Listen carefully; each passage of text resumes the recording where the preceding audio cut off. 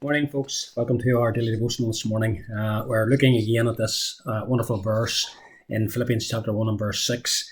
We looked yesterday and we saw that salvation is of the Lord. It's God who begins this good work in us. Paul says, He who began this good work in you will carry it on to completion until the day of Jesus Christ.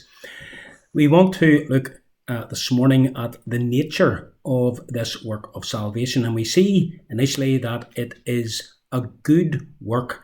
So it's a moral work of God. Paul calls it a good work. He who began a good work in you. As he thinks about this work of salvation that God undertakes in the life of the sinner, he says that it is a good work. Now, why is it good?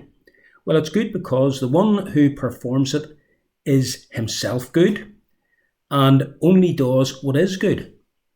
But more than that, it's also good because it takes those who are unrighteous before God and it makes them righteous in his sight. It takes those who are filthy in the sight of God and makes them clean. It takes those who are rebellious against God, and it makes them his obedient children.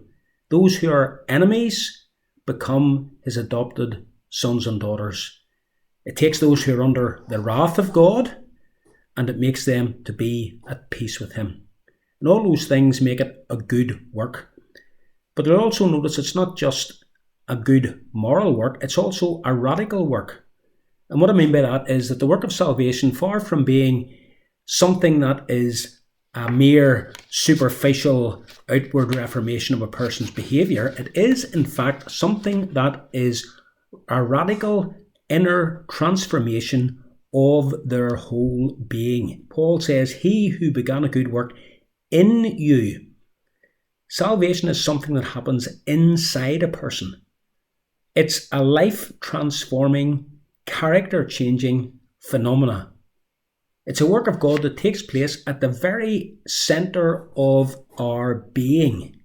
What one of the Puritans used to call a work of God in the soul of man. Some of you will know Martin Lloyd-Jones. He says it is a vital work which is done by God in and upon the soul at the very centre and vitals of a man's life and existence. And of course, the radical work to which Paul is referring here, this inner transformation, is what the scriptures speak of as the new birth, the work of regeneration. It's brought about by the Holy Spirit.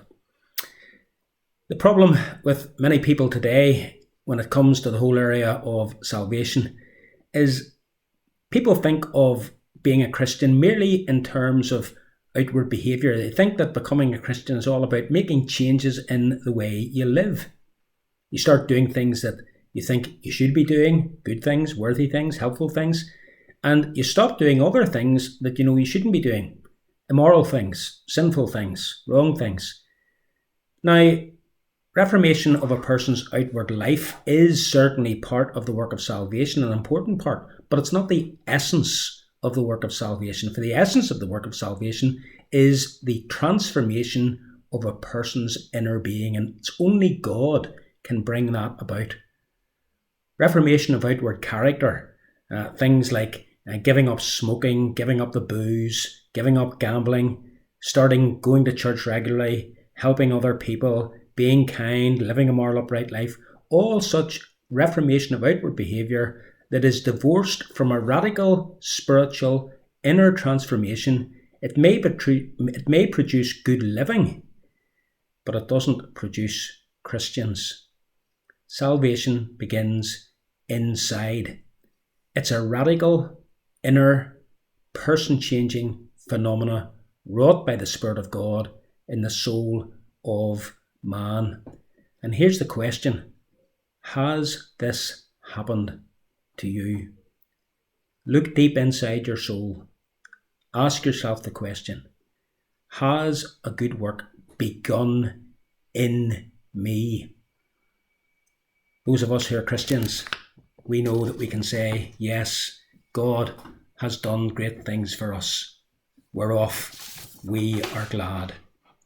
Let us be encouraged by this great truth and let us take it into the day with us. Have a great day, guys. Bye.